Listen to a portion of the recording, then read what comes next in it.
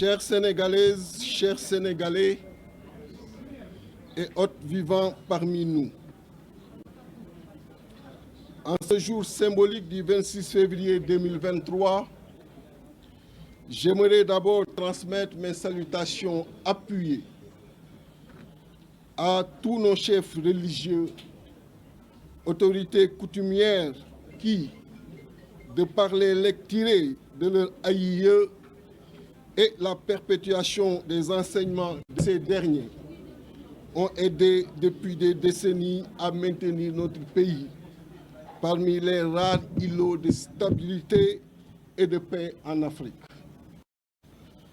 J'adresse également mes remerciements et salutations à toutes les Sénégalaises et à tous les Sénégalais, aux hôtes vivants parmi nous, mais aussi à vous de la presse nationale et internationale qui avez fait le déplacement pour venir couvrir cette déclaration. Mes chers compatriotes, le constat est amer et peu honorable pour notre pays, le Sénégal, qui, en dépit de ses dignes fils et de ses dignes filles, ses ressources, ses potentiels, son héritage culturel et cultuel, demeure des années après son accession à son indépendance parmi les pays pauvres et très endettés. Des décennies se sont écoulées, mais le Sénégal n'est toujours pas le pays dont nous avons toujours rêvé, et force est de reconnaître que notre pays n'est pas encore à la hauteur de son potentiel. Depuis lors, nous n'avons pas réussi à régler les problèmes liés aux soins de maternité, à l'accès aux structures d'accouchement, à la santé mère-enfant, bref, à la modernisation de notre système de santé. Depuis lors, nous n'avons pas réussi à relever les défis de l'accès universel des enfants à l'école, ceux de l'alphabétisation, de la scolarisation, de l'accessibilité des structures scolaires en milieu rural, de l'adaptation du curriculum et des modules académiques à nos réalités et besoins, de l'excellence de l'école publique avec toutes les facilités et qualités requises pour permettre à n'importe quel ménage, quel que soit le niveau de sa bourse, de faire bénéficier à ses enfants la possibilité de disposer d'enseignements de qualité. Depuis lors, nous n'avons pas réussi à trouver les mécanismes intelligents pour capter, organiser et offrir des opportunités à toutes ces ressources humaines qui ne parviennent pas à réussir dans le circuit académique ou qui choisissent d'autres voies aussi honorables. Depuis lors, nous peinons à maintenir notre enseignement supérieur dans l'excellence de la recherche et de l'innovation, à renforcer la protection sociale de nos vaillants enseignants et à dissiper l'anxiété permanente de l'étudiant sénégalais entre le marteau de la précarité de ses conditions et l'enclume de la réalité du chômage. Depuis lors, nous n'avons pas réussi à asseoir un secteur privé fort et dynamique qui saura tirer profit des opportunités et du potentiel du Sénégal et de l'Afrique, de gagner le pari de la transformation structurelle de notre économie et d'avoir des industries sénégalaises en nombre suffisant qui seront sur toute la chaîne de développement du pays afin de faire du secteur secondaire le moteur de la croissance économique. Depuis lors, nous n'avons pas réussi l'aménagement correct de notre territoire national, le développement des territoires de l'intérieur, une efficience en termes de politique de décentralisation et d'abréger l'inégalité entre les territoires. Depuis lors, nous n'avons pas réussi à relever les défis de l'accès universel et correct à l'eau potable, à l'électricité, au réseau Internet, à gagner le pari de la sécurité alimentaire, de la modernisation de l'agriculture et de l'élevage, de la restructuration de notre modèle économique dominé par le tertiaire où nous avons encore peu de compatriotes champions. Depuis lors, en dépit de nos multiples événements électoraux, nous n'avons toujours pas réussi à instaurer au Sénégal une véritable démocratie qui donne l'opportunité à chaque citoyen de participer à tout type d'élection sans pour autant être inquiété. Depuis lors, nous n'avons pas réussi à disposer de contre-pouvoirs forts détachés de l'exécutif avec une Assemblée nationale jouissant de ses pleins pouvoirs, dont celui de contrôle de l'action gouvernementale, avec une justice indépendante et impartiale et d'une liberté réelle de la presse, leur donnant la possibilité de s'exprimer librement sans pour autant être poursuivis. Mes chers compatriotes, je parle de tout ceci de façon factuelle, suite à une participation active à la vie politique ces 19 dernières années. Années durant lesquelles j'ai parcouru le Sénégal d'est en ouest, du nord au sud. J'ai fait aussi beaucoup de contrées où réside la majorité des Sénégalais de l'extérieur. J'ai fait l'Europe, l'Amérique, l'Afrique. J'ai été dans le Sénégal des profondeurs, loin des villes, au contact de la triste réalité à laquelle sont confrontés les Sénégalais. J'ai vu de mes propres yeux leurs souffrances, la difficulté des femmes à accéder aux soins réguliers, les difficultés du personnel de santé en manque de matériel et de plateaux techniques appropriés face à des cas urgents de malades à ausculter, examiner ou soigner. J'ai fait et j'ai vu de mes propres yeux les difficultés des enseignants, des profondeurs confrontés régulièrement à un effectif pléthorique d'élèves et d'étudiants, un matériel didactique insuffisant et un traitement salarial disproportionné à la hauteur des sacrifices qu'ils consentent jour et nuit pour encadrer nos filles et fils.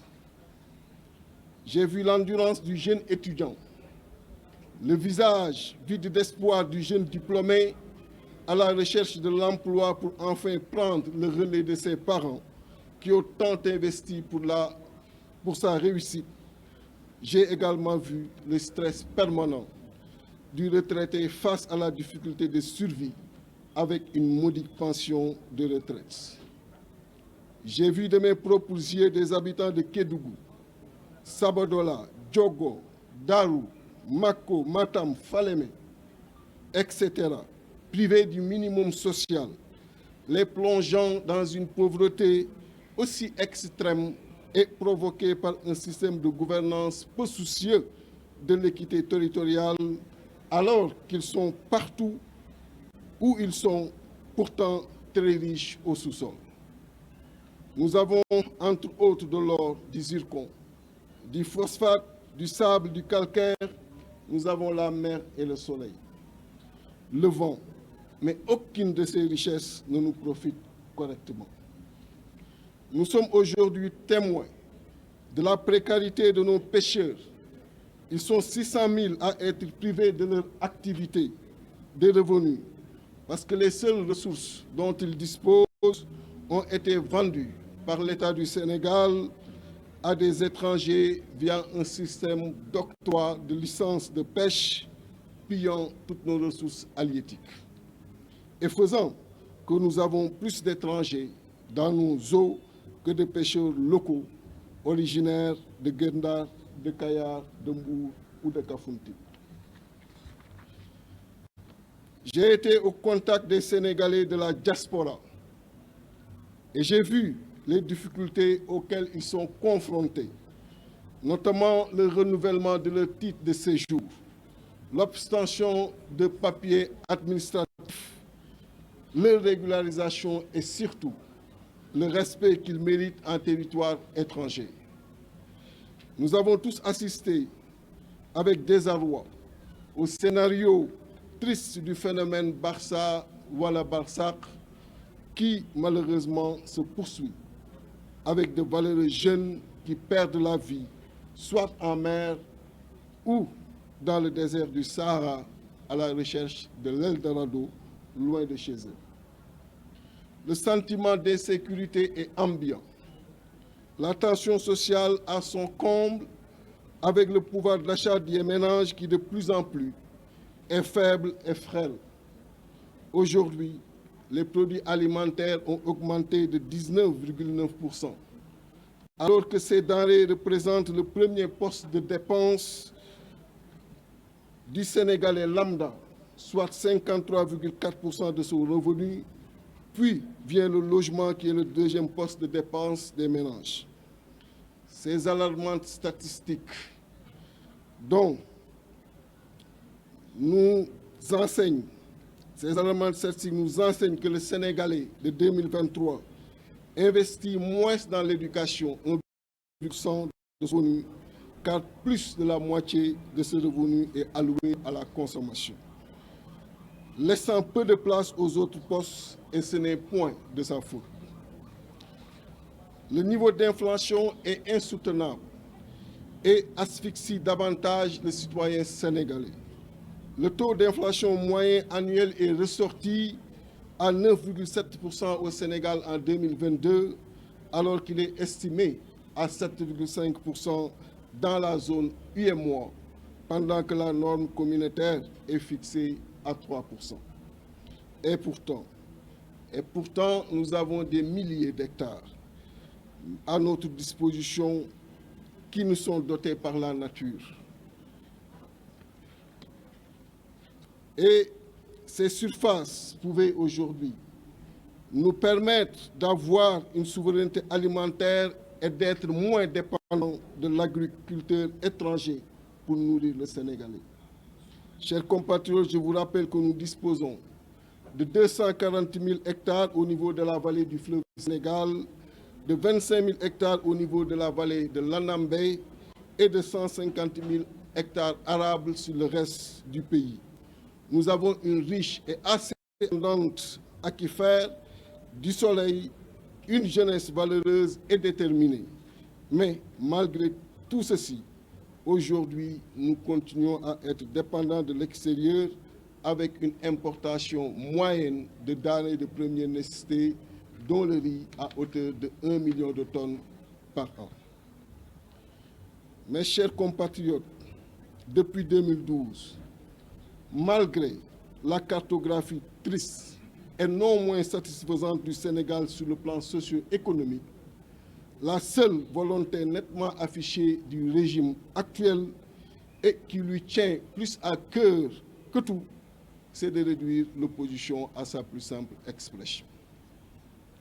Nous avons tous assisté à la chasse aux opposants, à l'interdiction non fondée de manifestations pacifiques avec son lot d'arrestations injustifiées, au torpillage tous azimuts de la Constitution, de ses principes les plus élémentaires, à la liquidation d'adversaires politiques par des dossiers judiciaires, à l'emprisonnement de journalistes, à l'effondrement des valeurs morales dans la politique, à la promotion de l'impunité et de la malgouvernance. Nous avons vu et entendu un président qui n'use de son coude qu'à le mettre sur les dossiers et rapports des corps de contrôle qui mettent à nu des malversations financières de ses partisans politiques. Une telle orientation, renforcée par les velléités de troisième candidature, ne peut que nous exposer à des dérives très préjudiciables à la stabilité du pays et à la cohésion nationale. Parallèlement, les enjeux et défis sont encore immenses que jamais. Le Sénégal s'apprête à entrer dans une nouvelle ère. Les bonnes nouvelles de l'exploitation future du pétrole et du gaz, les opportunités du digital et du numérique, la crypto-monnaie, mais aussi la menace du terrorisme, le changement climatique, les dynamiques géopolitiques mondiales les risques d'implosion d'une bombe sociale, etc. Face à ces profondes mutations, il requiert une mobilisation de tous pour faire face aux chocs exogènes et en même temps tirer large avantage de nos opportunités, atouts et potentiels. Mes chers compatriotes, croyez-moi tout de même, la solution existe. Cela dépend de notre commune volonté de changement. Dans exactement 12 mois se tiendra, s'il plaît à Dieu, l'élection présidentielle. Nous aurons ainsi l'occasion de mettre frein à la stagnation économique, sociale, pour enfin évoluer et marquer les pas vers un développement. Notre pays a besoin d'avancer et d'être dans la dynamique d'une évolution positive, car nous devons enfin progresser. Le prochain président que nous allons choisir y a une responsabilité certaine et grande. Je le sais intimement et j'en ai l'entière conscience. Je demeure convaincu qu'un président de la République n'est pas simplement un porteur de défis et de projets, il est aussi dépositaire d'espoir, de valeurs et principes qui font du Sénégal une nation unie, forte de paix et de stabilité, de teranga et de tolérance. J'en suis également conscient. Le Sénégal, qui nous a tout donné, est arrivé à un tournant de son évolution où il est temps de prendre les choses en main et de ne pas rater le virage de son positionnement dans l'Afrique et dans le reste du monde au milieu de ces mutations géopolitiques profondes.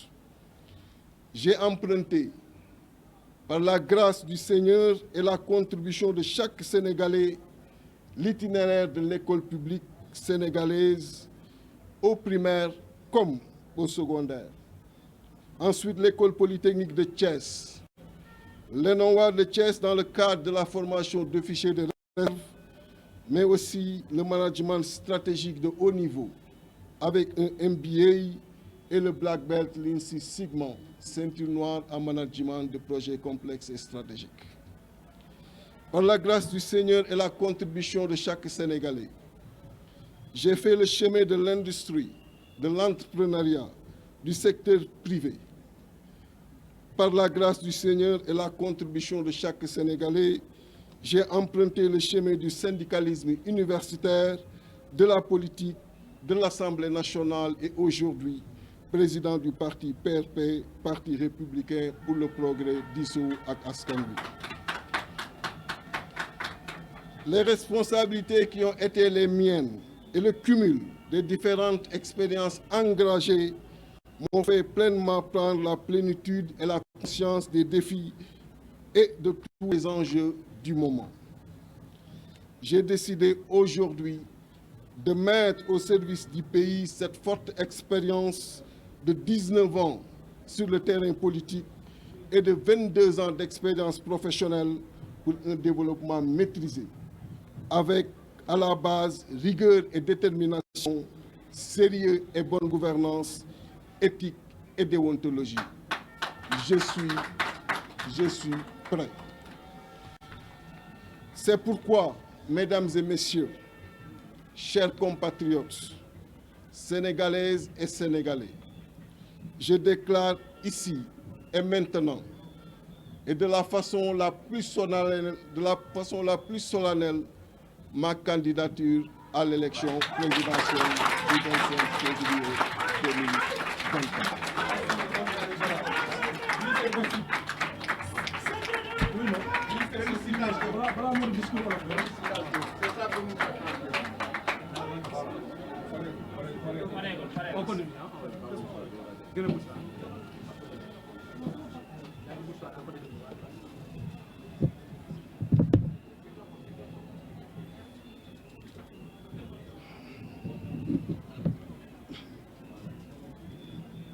Mes chers compatriotes, si je bénéficie de votre confiance, croyez-moi, je serai un véritable chef d'État qui sera au-dessus des contingences politiques, partisanes. Je serai aussi un véritable chef suprême des armées. Et là, c'est les militaires ayant fait Ambofor 1 à l'École nationale des officiers d'active dans le cadre des officiers de réserve avec comme devise Xel, Jom, Fit, qui vous parle. Mes chers compatriotes, pour la réalisation de ce projet, je vous tends ainsi la main et vous ouvre le cœur. J'en appelle aujourd'hui à toutes les femmes et à tous les hommes de bonne volonté. J'en appelle aujourd'hui à toutes celles et à tous ceux qui n'ont d'envie qu'un changement réel avec un arrimage sur nos valeurs sociales profondes. J'en appelle aujourd'hui à toutes celles et à tous ceux qui veulent voir l'image du Sénégal rayonner au-delà de nos frontières. J'en appelle à toutes celles et à tous ceux qui veulent qu'enfin l'action publique ait sens et que le Sénégalais soit au cœur de l'action de l'État. Ces défis qui nous attendent, nous ne pourrons à coup sûr les réaliser pour les relever avec succès. Mes chers compatriotes, pour finir, je vous annonce le séminaire des cadres qui sera organisé au mois de mai pour la finalisation et le partage du programme qui sera soumis aux Sénégalais et qui est le fruit déjà de longues itérations. Ce séminaire réunira plus de 500 cadres et professionnels des secteurs vitaux de la nation. Je vous annonce également l'organisation du congrès d'investiture au mois de juillet 2023 et nous y invitons toutes les Sénégalaises et tous les Sénégalais. Je vous remercie de votre aimable attention.